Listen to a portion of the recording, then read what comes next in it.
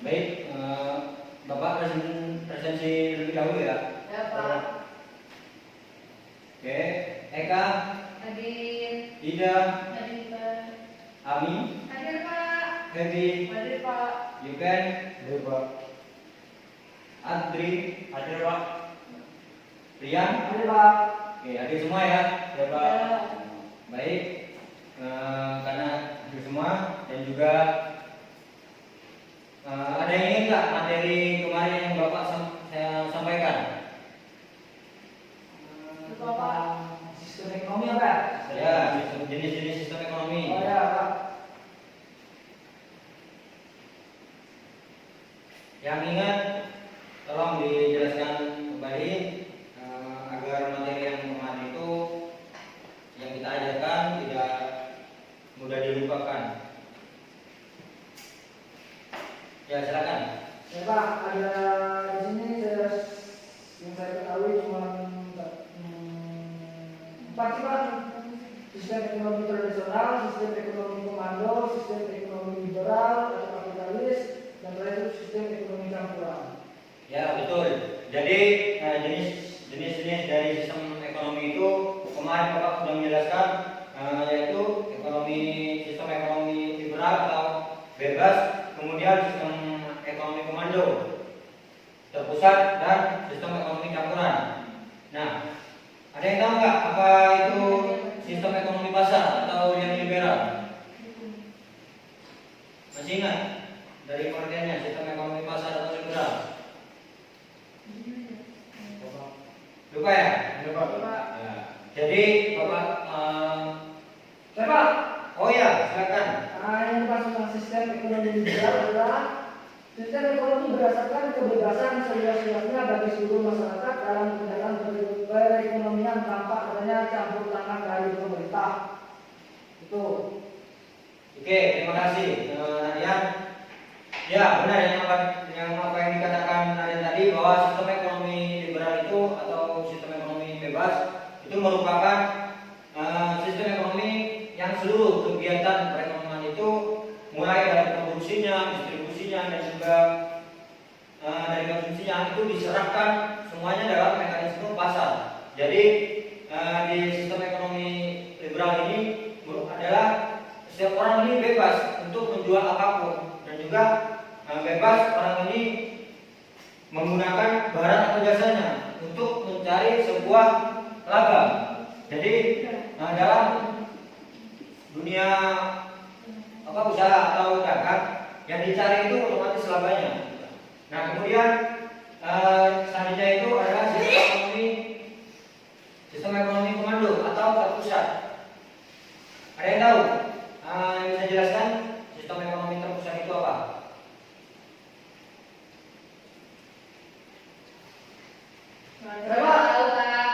Oh ya, silakan Nadian. Jadi maksudnya sistem ekonomi terpusat adalah sistem di mana pemerintah memiliki kekuasaan yang dominan pada pengaturan kegiatan ekonomi. Jadi sistem ini pemerintah yang berkuasa terhadap sistem-sistem perekonomian di suatu negara tersebut. Seperti itu, Pak. Oke, baik. Ya, sangat betul yang apa yang disampaikan Nadian tadi, bahwasanya dalam sistem ekonomi komando atau terpusat ini pemerintah ini sangat mempunyai peran. Nah, peran penting dalam mekanisme pasar itu dilakukan oleh pemerintah dalam sistem ekonomi terpusat atau komando ini.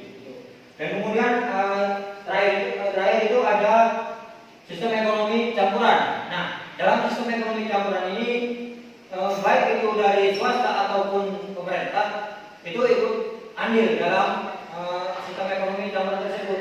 Akan tetapi pemerintah ini tidak terlalu mendominan atau mendominasi kegiatan atau mekanisme pasar ini. Seperti itu.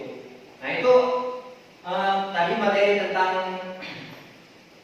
jenis-jenis sistem ekonomi. Nah, dalam berbagai negara, sistem ekonomi itu di setiap negara itu pastinya berbeda. Nah, ada yang tahu nggak sistem ekonomi pasar yang ada di Indonesia? Karena kebetulan kita adalah warga negara Indonesia. Silakan yang tahu sistem ekonominya Indonesia. Pancasila. Ya, betul. Yang lain? Sila Pak. Pancasila. Yang lain ada? Ada. Oke, baik. Dan terima kasih saudara Nahyan dan Ami. Ya, sistem negara Indonesia itu sistem ekonominya menggunakan sistem ekonomi Pancasila, di mana sistem ekonomi Pancasila ini sangat cocok untuk diterapkan di negara kita. Selanjutnya itu Bapak akan jelaskan sejarah atau sejarah singkatnya perekonomian yang ada di Indonesia ini. Jadi bangsa Indonesia itu merupakan masyarakat yang suka atau warganya itu yang suka namanya gotong royong, suka tolong menolong. Gitu. Kemudian sistem di Indonesia ini adalah sistem Pancasilais atau sosialisme dan religius, yang bermakna bahwa dalam sila pertama, ada yang bisa nggak jelaskan sila pertama itu apa? Pak. Ya, silakan Andi. Ketuhanan yang Maha Esa. Ya, betul. Dalam sila pertama itu sudah dijelaskan bahwa sila pertama adalah ketuhanan yang Maha Esa.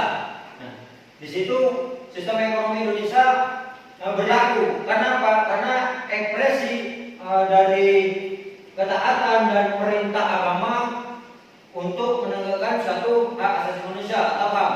Jadi warga dalam Indonesia ini apapun agamanya itu bisa melakukan usaha dagang, dan juga agamanya atau Tuhannya itu ajaran dari Tuhannya itu merupakan ajaran, karena di situ dalam kitabnya masing-masing dari agama itu pasti dijelaskan bagaimana untuk berusaha menjadi seorang pedagang yang sesuai, baik dan benar. Nah, kemudian sosialisme Indonesia ini adalah wujud dari perlawanan atas perlakuan ketidakadilan pemerintah. Jadi maksudnya di sini adalah ketidakadilan dari penjajah, maksudnya bukan pemerintah. Kita dulu dijajah oleh bangsa Eropa sekian abad lah. Ada yang mengatakan 3 abad, kemudian ada yang mengatakan 2,5 abad. Dan terakhir itu sosialisme Indonesia ini bukanlah Marxisme, bukan kapitalis atau material dan ateis. Ateis itu orang-orang yang tidak mengakui bahwa adanya Tuhan, itu disebut dengan ateis. Nah, dalam upaya penegakan kemakmuran ini maka berdasar pada nilai-nilai luhur bangsa Indonesia. Nah, apa aja nilai-nilai luhur bangsa Indonesia ini? Ya karena kita sesuai dengan Pancasila. Di Pancasila ini sudah dijelaskan. Sila yang pertama ketuhanan yang Maha Esa, kemudian selanjutnya sampai yang terakhir keadilan sosial bagi seluruh rakyat Indonesia. Oke, sistem ekonomi Indonesia itu mempunyai tujuan, yaitu tujuannya untuk menegakkan atau mencapai tujuan bersama. Dan apa ada kriteria sistem ekonomi tersebut? Bagaimana sistem ekonomi yang baik itu? Nah, di sini dijelaskan bahwa daya tahan dan daya adaptasi dan juga ketidakpastian dalam jangka pendek maupun jangka panjangnya. Selanjutnya yaitu uji prestasi atau kemakmuran dan pertumbuhan produktivitas kebudayaan dan terpeliharaannya lingkungan. Kita boleh mendirikan perusahaan untuk usaha kita, untuk perdagangan pasar kita. Akan tapi kita itu juga tidak melupakan yang namanya AMDAL. Ada yang tahu nggak AMDAL itu apa? Tahu Pak. Oke, AMDAL itu analisis dalam dampak terhadap lingkungan. Itu dinamakan AMDAL. Kemudian munculnya evolusi pemikiran bahwa sistem ekonomi Pancasila itu cocok Indonesia. Yang pertama adalah adanya pasar ekonomi dalam Undang-Undang 1945, yaitu pasal 33 ayat 1, di mana menjelaskan bahwa dasar perekonomian itu berdasarkan asas kekeluargaan, yaitu koperasi, di mana koperasi ini didirikan pertama kali oleh siapa? Ada yang tahu nggak koperasi ini didirikan oleh siapa? Pak. Oh ya, silakan. Atau Pak. Ada yang lain? Ya, ada yang lain. Ya, jadi saya tidak menganggap bahwa jawaban dari Pak Hatta, Pak. oh, ya, benar sekali ya. Jadi yang mendirikan koperasi pertama kali itu adalah Bung Hatta, yaitu adalah wakil Republik Indonesia pertama. Presiden Republik Indonesia. Oke, selanjutnya itu negara ini memerlukan pemberlakuan bahwa untuk pengaturan keuangan negara, di mana dalam Undang-Undang 1945 itu dalam pasal 3 sudah menjelaskan bahwa APBN ditetapkan dalam undang-undang. Nah, kenapa ini disebutkan seperti ini? Dalam undang-undang ini negara atau pemerintah ini mengambil pajaknya untuk menjadikan anggaran pendapatan belanja negara. Kemudian dan tujuan dari sistem ekonomi Pancasila ini adalah masyarakat adil makmur sesuai dengan pasal 27 Undang-Undang 1945. Jadi tiap-tiap warga negara itu berhak atas pekerjaan, berhak atas penghidupannya, dan yang telah dan dalam pasal 34 itu juga diterangkan bahwa fakir miskin dan anak terlantar itu dipelihara oleh negara. Yang melewati apa? Melewati bantuan-bantuan seperti yang dilakukan oleh Menteri Sosial. Itu adalah salah satu implementasi pemerintah dalam menjaga fakir miskin atau anak-anak yang terlantar. Kemudian konsep dasar dari ekonomi ini mempunyai tujuan, yaitu tujuannya tercapainya masyarakat Indonesia yang adil dan makmur sesuai dengan undang-undang tadi. Oke. Selanjutnya itu sebelum dilanjut, mungkin ada yang ditanyakan? Ya, Pak. Oke, Pak.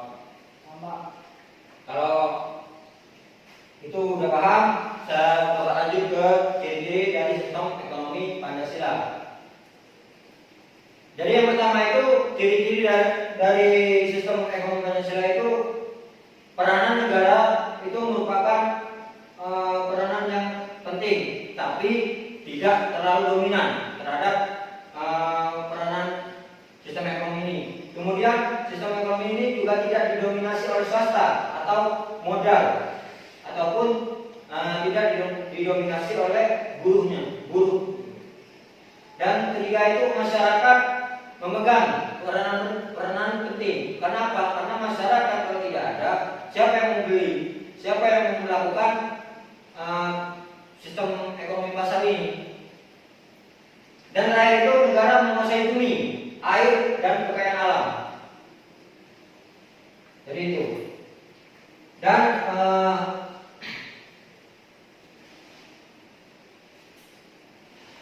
perlu kalian ketahui bahwa dalam perekonomian Indonesia ini, kenapa kok pemerintah ini sangat ikut berpartisipasi? Karena takut terjadinya kejanggalan-kejanggalan atau ada oknum-oknum yang memainkan harga. Seperti contohnya itu, pembangkit listrik otomatis kita kan beli. Listrik nggak gratis. Oke lah, musim seperti ini karena kita ada pandemi, kita gratis. Tapi listrik itu kita bayar, kita beli dari negara. Nah, kalau misalkan listrik ini bukan pemerintah tidak ikut serta dalam harga listrik ini, otomatis bisa dipermainkan oleh pihak-pihak tertentu. Nah, disitulah kenapa kok pemerintah ini mempunyai peranan yang sangat penting, gitu. Jadi Bapak udah jelaskan tadi, mungkin ada yang mau ditanyakan atau yang kurang paham? Sudah, saya udah Pak. Oke, siap. Oke, tadi kan terkait Bapak bahas terkait tentang perekonomian di Indonesia yang berdasarkan Pancasila. Nah, saya sedikit menyinggung terkait poin Pancasila yang terakhir, keadilan bagi seluruh rakyat Indonesia. Jadi menurut Bapak ini apakah perekonomian Indonesia ini sudah hadir apa enggak terhadap rakyat miskin? Soalnya yang saya lihat sekarang kebanyakan yang memimpin atau yang mempermainkan perekonomian bisa jadi para elit tertentu atau para oligarki tertentu dan segala macam bisa juga. Mungkin itu yang saya Pak. Oke, siap. Jadi gini, Bapak di sini tidak bisa menjawab ya atau tidak, karena kalau menjawab ya masih ada beberapa oknum yang bermain di situ. Nah, ketika Bapak ini menjawab tidak, sedangkan aturan itu sudah berlaku, bahkan sudah ada dalam undang-undang dan sudah diterapkan. Seperti halnya UMKM. UMKM untuk hari ini saya rasa mendapat sokongan dana dari pemerintah untuk bagaimana UMKM ini terus berjalan walaupun di masa pandemi seperti ini. Itu merupakan salah satu contoh. Kemudian turunnya seperti bantuan sosial. Bantuan sosial ini saya rasa ada yang menerima, ada yang tidak. Nah, untuk yang mengonsepnya siapa yang menerima itu bukan urusan dari pemerintah yang di atas, akan tapi mungkin di bawah pemerintah itu seperti kadesnya ataupun RT-nya itu bisa mempermainkan datanya. Jadi seperti itu. Nah, kalau misalkan minta kepastian, karena memang hari yang kita rasakan, saya juga pernah merasakan bahwa bantuan ini atau keadilan sosial bagi seluruh rakyat Indonesia ini sudah diterima atau sudah dirasakan oleh warga negara. Ya walaupun itu tidak sebagian, karena mungkin masih ada proses selanjutnya seperti itu. Ya seperti itu. Nah, Iya, terima kasih Pak. yang lain ada yang mau ditanyakan? Sudah Pak. Saya rasa kalian ini karena ya wajarlah jam terakhir ngantuk. Jadi Bapak ini ya, silakan yang di depan ini, yang di belakang itu maju ke depan. Siapa ke depan? Siapa? Maju ke depan. Jadi ini biar nggak ngantuk ya, solusi biar nggak ngantuk ini. Silakan ayo berdiri semua, berdiri. Biar nggak ngantuk, ayo berdiri, biar nggak ngantuk. Ayo berdiri. Ya, biar nggak ngantuk ini. Ya Pak.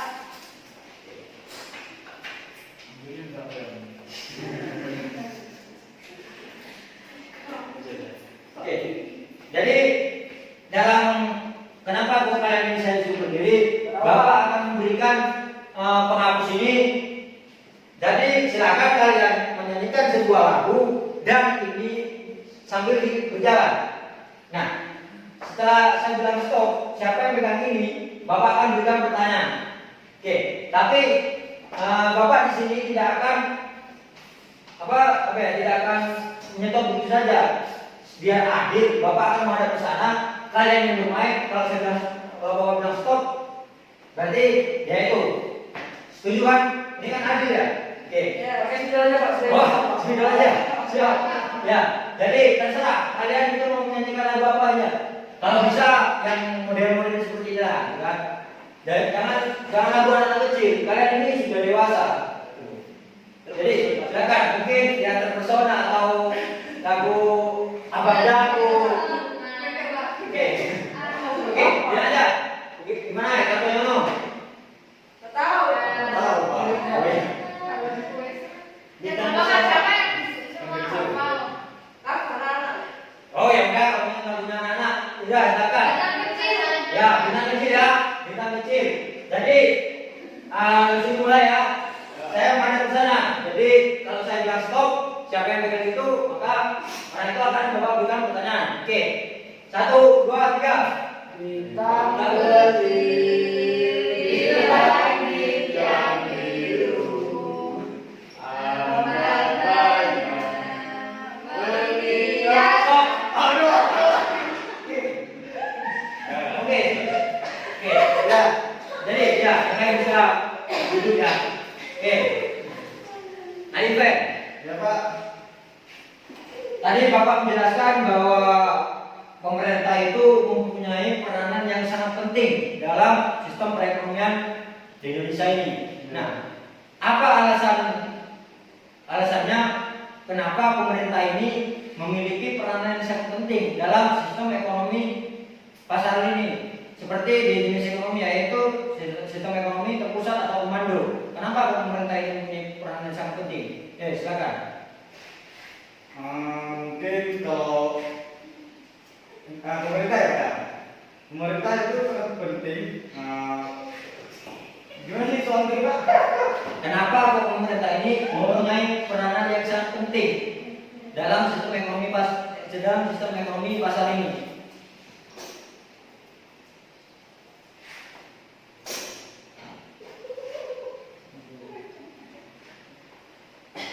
Bapak saya Pak.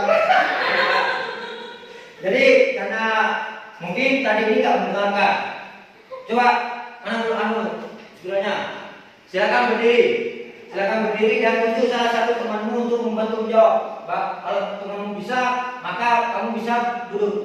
Silakan cari temanmu, tunjuk salah satu untuk membantu mencari jawaban temanmu. Iya Pak. Ya, silakan. Ya. Oh berdiri. Kalau nggak bisa jawab, silakan pemerintah lagi mulai. Saya jawab Pak.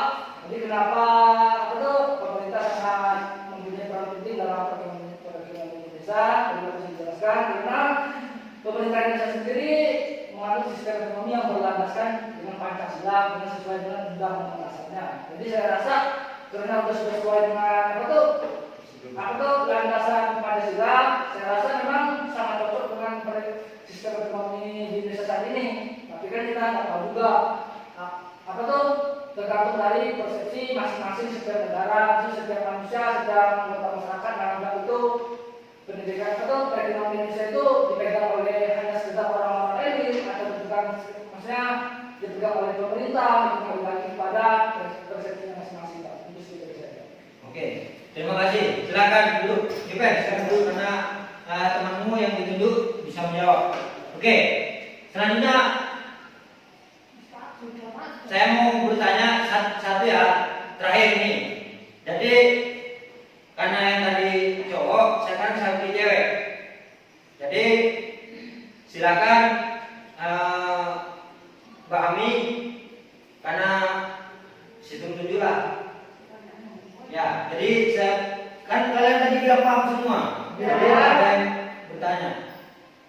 Silakan kami jawab pertanyaan dari Bapak. Mengapa di Indonesia ini dalam sistem ekonomi liberalnya kok kita ini tidak diikutsertakan pemerintah peranannya itu? Bahwa tadi dikatakan sistem ekonomi liberal atau bebas ini pemerintah itu tidak punya peranan yang sangat penting. Oh, baik. Saya akan jawab.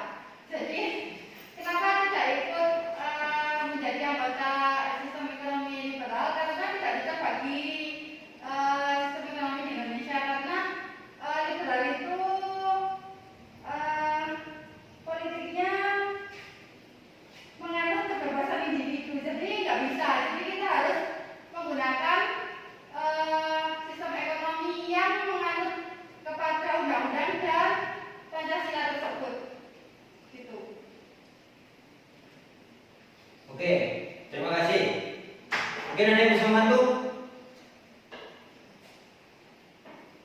Oke, jadi apa yang dijawab oleh Bang Amin tadi itu adalah benar. Jadi kenapa kok pemerintah ini tidak begitu punya peranan penting dalam sistem ekonomi pasar liberal atau bebas ini? Karena dalam sistem ekonomi tersebut setiap orang ini memiliki hak dalam memiliki kebebasan, memiliki hak juga dalam menjual barang, menjual jasanya. Kemudian juga aktivitas ekonomi ini memang benar-benar ditujukan untuk memperoleh laba. Ya, dalam memperoleh laba ini saya rasa sudah diatur juga dalam setiap agamanya. Kalau di Islam itu mencari laba jangan sampai berlebihan lah untuk mencari labanya. Jadi pelajaran untuk hari ini sampai saja jika menanyakan sebuah kesimpulan karena memang hidup tidak bisa disimpulkan, maka saya tidak bisa menyimpulkan. Dan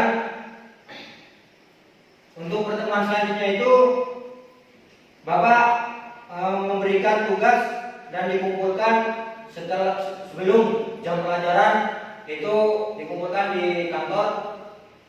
Silakan kalian membuat rangkuman hasil dari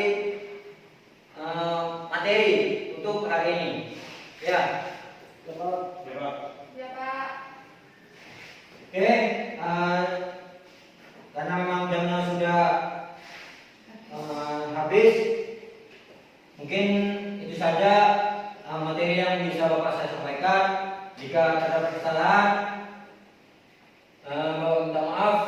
Kemudian jangan lupa untuk tugasnya itu rangkuman dikumpulkan sebelum jam pelajaran di kantor. Baik Pak. Oke, karena tadi membuka pelajaran ini dilangsungkan oleh ketua kelasnya, maka saya persilakan juga untuk ketua kelas menutup kegiatan hari ini. Semoga pelajaran atau materi yang hari ini kita pelajari bisa bermanfaat bagi kita sendiri, kemudian diridhoi oleh Tuhan kita. Silakan ketua kelas untuk memimpin doa. Inilah seluruh pembelajaran dalam kali ini kita akhiri dengan tajuk berdoa untuk agama dan tujuan masing-masing dimulai. Berdoa selesai. Oke, akhiri. Assalamualaikum warahmatullahi wabarakatuh. Selamat sore. Waalaikumsalam.